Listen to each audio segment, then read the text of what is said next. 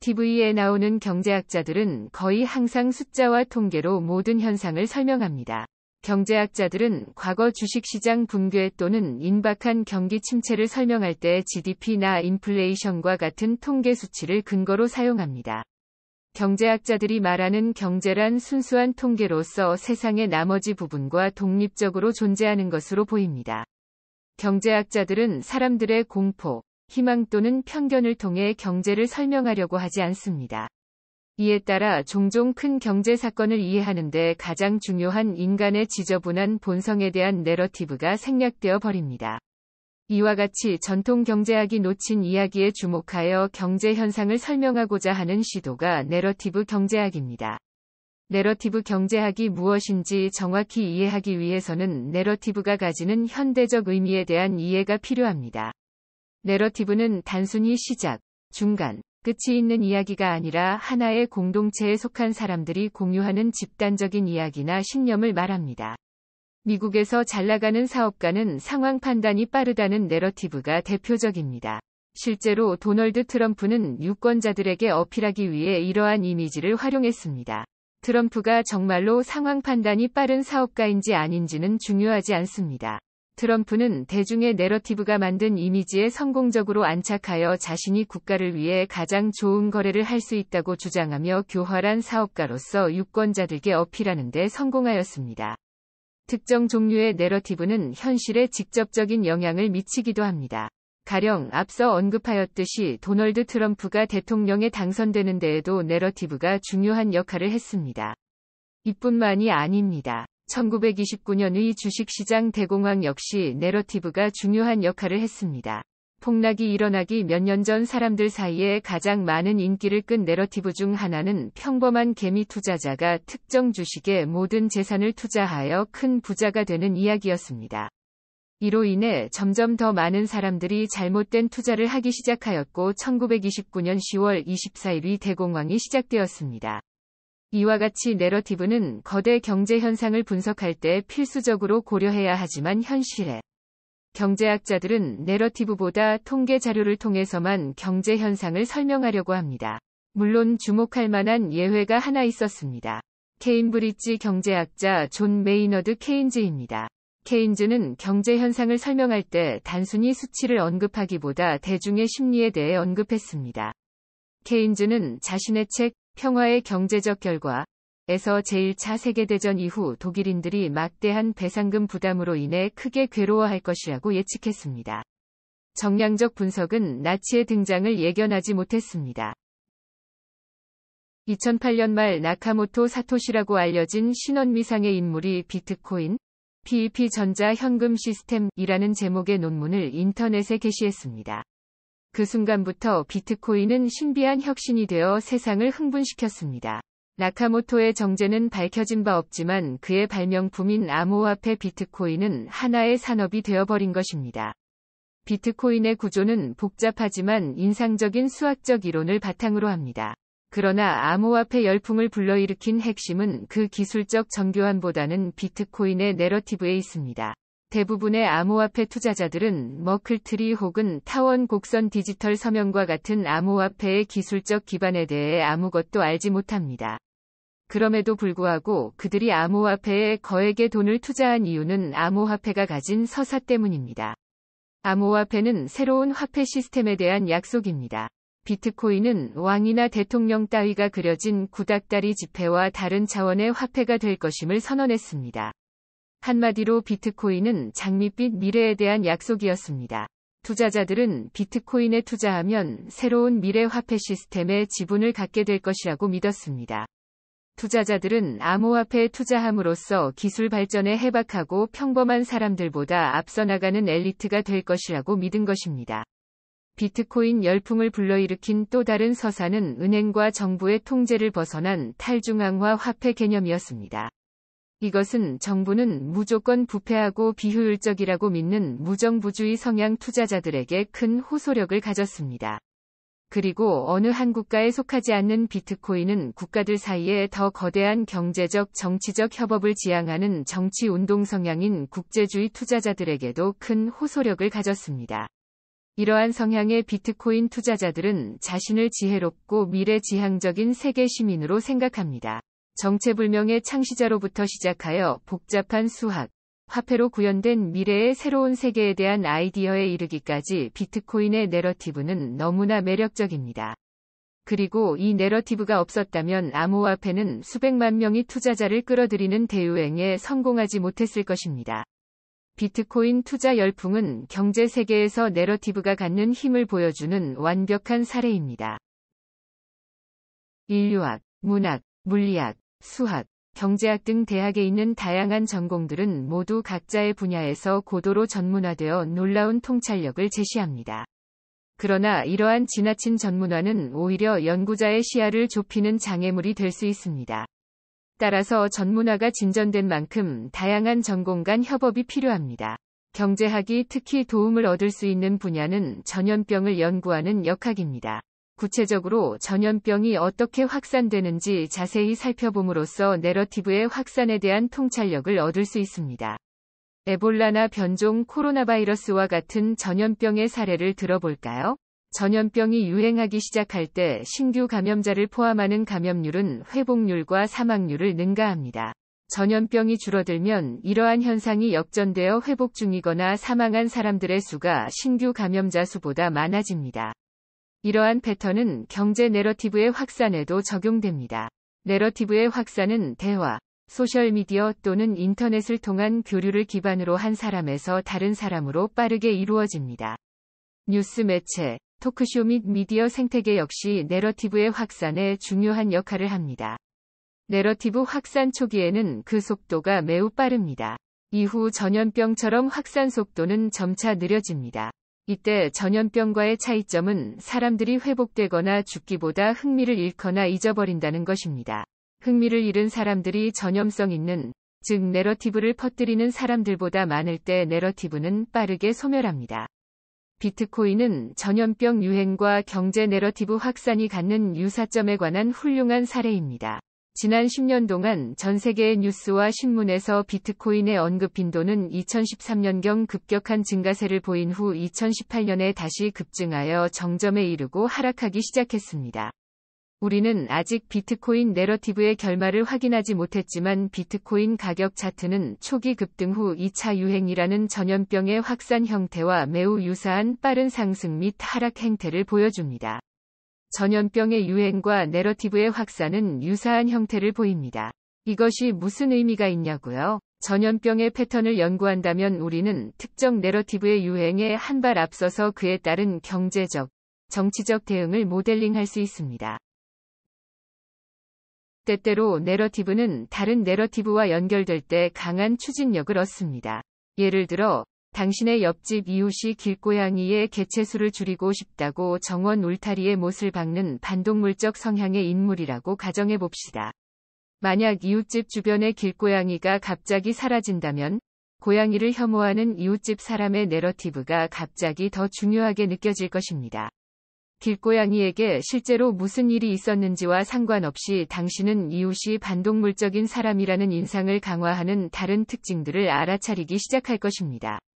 내러티브가 단독으로 발생하는 경우는 거의 없기 때문입니다. 하나의 내러티브는 종종 더 거대한 내러티브의 일부로서 다른 내러티브와 연결됩니다. 경제학자 아서 래퍼가 만든 래퍼 곡선의 사례를 들어보겠습니다. 래퍼 곡선이란 유를 거꾸로 표시한 형태의 세율과 세금 수입 간의 상관관계를 보여주는 그래프로 과세율이 낮을 때에는 높을 때보다 오히려 더 많은 세금 수입을 산출할 수 있음을 시사합니다. 그러나 래퍼 곡선은 발표 당시 큰 호소력을 갖지 못했습니다. 래퍼 곡선의 운명을 바꾼 것은 1974년 레스토랑에서 벌어진 유명한 사건이었습니다. 이만찬 자리에서 아서 래퍼는 냅킨에 래퍼 곡선을 그려 공화당 정치인 도널드 럼즈펠드와 딕 체니에게 보여주었습니다. 자신의 생각을 고위 관료들에게 간곡히 전하고 싶어하는 경제학자의 이야기는 사람들에게 큰 호소력을 가졌습니다. 누구나 이해하기 쉽게 감세를 주장하는 래퍼 곡선의 논리는 정부와 관료가 비효율적이라는 대중의 생각에 영향을 미쳤습니다. 큰 정부에 대한 불신은 당시 로널드 레이건과 마가렛 대처와 같은 보수 정치인들이 교묘하게 부추긴 바이기도 했습니다. 이들은 래퍼 곡선의 부상을 적극적으로 활용했습니다. 이에 더하여 미국인 소설가 아인랜드의 책이 인기를 끌면서 래퍼 곡선은 더욱 유명해졌습니다. 랜드의 베스트셀러 소설 아틀라스, 지구를 떠받치기를 거부한 은 정부에 항의한 죄로 사라진 기업가와 불우한 천재들의 이야기를 담고 있습니다. 이 책을 읽은 사람들은 정부가 무거운 세금과 규제로 혁신을 제안한다고 믿기 시작했습니다. 레이건과 대처의 정치, 그리고 아인랜드의 소설을 통해 래퍼 곡선의 호소력은 그 어느 때보다 높아졌습니다. 즉 내러티브가 자신과 연결된 다른 내러티브에 무게와 맥락을 부여하여 정부의 간섭과 과세가 나쁘다는 생각을 강화한 것입니다. 이 모든 일화는 우리가 어떤 내러티브를 이해하려고 할 때 그것을 둘러싸고 있는 관련 내러티브를 놓치지 않도록 항상 주의해야 한다는 것을 의미합니다. 그렇지 않으면 우리는 아주 큰 그림의 작은 부분만을 보게 됩니다. 사람들에게는 할 수 있을 때마다 내러티브를 형성하려고 하는 본능이 있습니다. 철학자 장 폴 사르트르는 인간의 마음은 모든 것을 내러티브로 형성한다고 말했습니다. 그러나 호소력 있는 내러티브를 형성하려면 생생한 디테일이 필요합니다. 1985년 두 명의 인지심리학자 브래드 벨과 엘리자베스 로프터스가 실시한 통제 실험의 사례를 들어보겠습니다. 실험 참가자들은 배심원으로 재판에 참여했습니다. 실험의 목표는 구체적이고 생생한 디테일이 재판 판결과 관련이 있는지 확인하는 것이었습니다. 이를 위해 디테일 유무에만 차이가 있는 가상의 사건이 배심원들에게 제시되었습니다. 이 중 한 사건에서 피고인은 범행 중 실수로 과카몰리 한 그릇을 하얀색 양탄자 위에 두드린 것으로 묘사되었습니다. 겉보기에 관련이 없어 보이는 이 디테일은 실험에 참여한 배심원단이 확신을 얻는 데 결정적인 역할을 했습니다. 생생한 디테일을 통해 배심원단은 전체 범죄 내러티브에 대한 구체적인 그림을 형성한 것입니다. 만약 디테일이 없었다면 범죄 사건의 내러티브는 건조한 무색무취였을 것입니다. 경제에서도 디테일은 극적인 효과가 있는 내러티브를 구축하는 데 도움이 될 수 있습니다. 9.11 테러를 생각해 볼까요? 당시 미국 경제는 침체기였습니다. 세계 무역센터가 파괴되고 국방력이 심하게 손상되자 많은 경제학자들은 9.11 테러가 미국 경제에 대한 신뢰를 더욱 약화시킬 것이라고 두려워했습니다. 모든 지표가 하방을 가리켰습니다. 그러나 놀랍게도 11월이 되자 경기 침체는 끝나버렸습니다. 무슨 일이 있었던 걸까요? 미국인들은 미국의 상징적 건물에 대한 생생한 테러 광경을 목격하였음에도 피할 수 없는 경기 침체 내러티브를 역전시켜버렸습니다. 이를 가능하게 했던 한 가지 중요한 사건은 조지 W. 부시 대통령이 대국민 연설을 했을 때였습니다. 부시 대통령은 국민들이 두려움을 극복하도록 격려했습니다. 창업을 합시다. 비행기를 타고 미국의 멋진 관광지를 즐겨봅시다. 플로리다에 있는 디즈니 월드로 놀러 갑시다. 미국인들은 계속되는 경기 침체를 받아들이기보다는 부시 대통령의 연설에서 등장한 생생한 디테일을 중심으로 역전의 내러티브를 구축하기 시작했습니다. 미국 기업과 경제는 이에 부응했습니다. 극적인 반격과 조지 W. 부시 대통령의 고무적인 연설은 피할 수 없을 것으로 여겨졌던 경제 침체 내러티브를 역전시키는 데 박차를 가했습니다. 매우 보편적인 경제 내러티브 중 하나는 공황과 낙관입니다. 경제 TV나 유튜브를 통해 언론인, 정치인, 경제학자들이 기업, 은행 시스템, 거시경제에 대한 낙관에 관해 이야기하는 것을 종종 듣곤 합니다. 경제가 번성하기 위해서는 다른 사람들의 낙관이 필수적이기 때문입니다. 소설가 크리스토퍼 부커는 모든 소설이 희생양 되기, 괴물에 맞서기와 같은 7가지 기본 플롯 중 하나를 따른다고 이론화했습니다. 이와 유사하게 경제 내러티브에도 인류 역사에 걸쳐 반복적으로 등장하는 내러티브가 있습니다. 자, 다시 공황과 낙관의 내러티브로 돌아가 봅시다. 이 내러티브가 시작된 것은 1857년 미국에서 남북전쟁에 따른 금융위기가 발생하면서부터입니다. 금융위기를 설명하기 위해 등장한 공황과 낙관의 내러티브는 대중의 인기를 얻기 시작했습니다. 이후 금융위기를 설명하기 위해 공황이라는 단어가 다시 등장하기 시작한 시점은 1907년 금융위기였습니다. 이때 유명 은행가였던 J.P. 모건은 망가진 은행 시스템의 구제금융을 위해 자신의 돈을 사용하기도 했습니다. 집단적 공황의 이면에는 집단적 낙관이 자리합니다. 금융위기 극복을 위한 낙관의 중요성은 켈빈 쿨리지 회장의 연설에서 확인할 수 있습니다. 1920년대 쿨리지는 주식시장에 대한 대중의 믿음을 강화하기 위해 실제로 상황이 좋지 않음에도 경제 상태에 대해 낙관하는 공개 연설을 했습니다. 이후에도 공황과 낙관의 경제 내러티브는 반복되었습니다. 2008년의 글로벌 금융위기의 핵심 요인은 과거 공황에 대한 역사적 기억이었습니다. 주식시장의 붕괴는 공황과 낙관의 내러티브가 반영된 대표적 사건입니다. 1929년의 대공황은 사람들에게 주식 붕괴라는 개념이 무엇인지를 알려주었습니다. 과거 밀집과 폭발이라는 문구는 천둥 소리나 바그너의 극적인 음악과 관련해서만 사용되었습니다. 그러나 1929년 대공황 이후 폭락하는 주식시장을 지칭하는 데 붕괴라는 단어가 사용되기 시작했습니다. 주식시장 붕괴 이야기는 2007에서 2009년 글로벌 금융위기에서 다시 반복되었습니다. 1920년대와 마찬가지로 무모한 투기는 피할 수 없는 형벌에 직면한다는 생각이 대중에 확산되었습니다. 과거 역사적 사건에 뿌리를 둔 내러티브는 다시 현재의 사건을 형성합니다.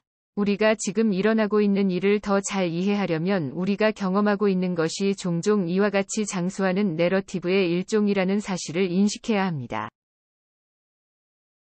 우리 모두의 기억은 시간이 지남에 따라 미묘하게 변화합니다. 생일 파티, 친구들과의 여름 여행, 만취했던 휴일과 같은 기억들은 우리의 일생 동안 미묘하게 변화한 형태로 다시 나타나며 사람들은 유사한 사건을 완전히 재평가하기도 합니다. 예를 들어 손목을 삐었던 무시무시한 볼링 게임이 멋진 추억으로 변하기도 합니다. 경제 내러티브도 마찬가지입니다. 경제 현상에 대한 집단적 내러티브는 시간이 지남에 따라 변할 수 있으며 그 영향력 역시 달라집니다. 1987년 10월 19일의 주식시장 붕괴의 기억은 아직도 사람들을 괴롭히고 있습니다. 당시의 일일 하락폭은 주식시장 역사상 가장 컸습니다. 과거 있었던 일은 항상 다시 일어날 가능성을 내재합니다. 따라서 당시 대폭락을 상기시키는 글들은 현재 시점에도 낙관적인 투자자의 신뢰를 무너뜨리기에 충분합니다. 특히 경제 기자들은 10월 19일이 올 때마다 대폭락에 대한 긴 기사와 생각을 써내려가면서 투자자들을 위협하곤 합니다. 그러나 사람들의 기억은 주식시장 붕괴 당시 실제 있었던 일과 다릅니다. 당시 주식시장에는 포트폴리오 보험이라는 전산화된 매매 프로그램이 막 등장했던 때입니다. 해당 알고리즘은 폭락장에서 투자자의 손실을 제한하기 위해 보유하고 있던 주식을 팔아버리도록 했습니다. 이에 따라 하락의 폭은 더 커졌고, 이에 놀란 개인 투자자들 역시 주식을 매도하여 폭락장이 완성된 것입니다. 즉 1987년의 붕괴는 특수한 상황에 기인하기 때문에 현재 시장 상황을 예측하는 데 도움이 되지 않습니다. 그러나 많은 사람들이 이것을 잊고 투자자들을 겁먹게 합니다. 따라서 1987년의 폭락은 그 구체적인 내용과 관계없이 여전히 투자자들에게 영향을 미치고 있습니다. 마찬가지로 1차 세계대전의 기억은 2차 세계대전이 시작될 때 사람들이 다르게 행동하게 만들었습니다. 1차 세계대전이 시작되자 투자자들은 공포에 질려 비합리적으로 반응했습니다. 예를 들어 유럽 투자자들은 당시 미국이 아직 전쟁에 참여하지 않은 상태였음에도 미국에서 막대한 양의 금을 회수하였으며 주식시장은 빠르게 급락했습니다. 그러나 1939년 9월 3일 제2차 세계대전이 시작되자 S&P 주식시장 지수는 9.6% 상승했습니다. 어째서일까요? 이 무렵에는 제1차 세계대전에 대한 매우 다른 내러티브가 대중화되었습니다. 많은 사람들이 전쟁 기간 동안 주식을 계속 보유한 사람들이 부자가 되었다고 믿기 시작한 것입니다. 1918년과 1939년 사이 완전히 변화한 1차 세계대전 내러티브는 사람들의 행동을 극적으로 변화시켰습니다. 경제 현상에서 내러티브는 중요합니다. 내러티브가 경기 침체, 호황, 이상 징후를 예측하는 데 도움이 되려면 경제학자들이 이를 진지하게 받아들여야 합니다. 단순히 통계를 사용하는 것만으로는 충분하지 않습니다. 따라서 경제학자는 내러티브를 더 잘 이해하기 위해 현재 이용 가능한 도구를 모두 활용해야 합니다. 오늘날 우리는 전례 없는 양의 데이터에 접근하여 전 세계 사람들의 마음을 사로잡는 것이 무엇인지 분석할 수 있습니다. 우리는 인터넷 검색을 통해 사람들이 소셜미디어에서 어떤 말을 하는지 확인할 수 있으며, 초점 집단 연구 및 시장 조사를 통해서도 많은 정보를 얻을 수 있습니다. 인류 역사상 개인의 의견, 감정, 취향이 이렇게 많이 기록된 적이 없습니다. 기술 발전은 한 번의 클릭만으로 책과 신문에서 핵심 단어와 구문을 검색하는 것을 가능하게 만들었습니다. 경제학자들은 이 데이터의 바다를 패턴화하는 도구를 사용하여 오늘날 경제 상태에 영향을 미친 내러티브가 무엇인지를 식별할 수 있어야 합니다. 그러나 양적 방법론에서와 같이 경제 사건의 이론화를 위해 내러티브를 사용하는 경우 방법론을 엄격하게 적용하는 것이 중요합니다. 그렇지 않으면 모든 분석이 게으르고 비과학적인 뇌피셜에 그칠 수 있습니다. 이를 위해 인문학과 같이 내러티브를 구체적으로 연구하는 다른 분야에서 도움을 얻을 수 있습니다. 내러티브 연구는 신경과학, 심리학 및 인공지능 학문과의 연계를 통해 빅데이터를 학습하여 분석하는 형태를 취할 수도 있습니다. 내러티브를 통해 얻은 새로운 정보로 우리는 무엇을 할 수 있을까요? 내러티브에 대한 이해를 바탕으로 정책 입안자들은 공황 시기 사람들의 행동을 예측할 수 있습니다. 1930년대 루스벨트 대통령이 한 것처럼 말입니다. 대공황 기간 루스벨트 대통령은 집단적 낙관이 불황을 극복하는 데 있어 중요한 요소라는 것을 알고 있었습니다. 이에 따라 루스벨트 대통령은 국민들에게 공황에서 벗어나 돈을 쓰라는 내용의 일련의 노변 담화를 발표했습니다. 이를 통해 루스벨트 대통령은 내러티브를 장악하였으며, 루스벨트 대통령이 연설을 할 때마다 시장은 안정되었습니다. 정책 입안자들이 다가오거나 현재 진행 중인 경제 사건에 대한 일련의 내러티브를 읽어낼 수 있다면 올바른 해결책을 제시할 수 있습니다. 이를 통해 정책 입안자들은 불행한 구경꾼으로 남는 것이 아니라 적극적으로 국민을 구하는 영웅이 될 수 있는 것입니다.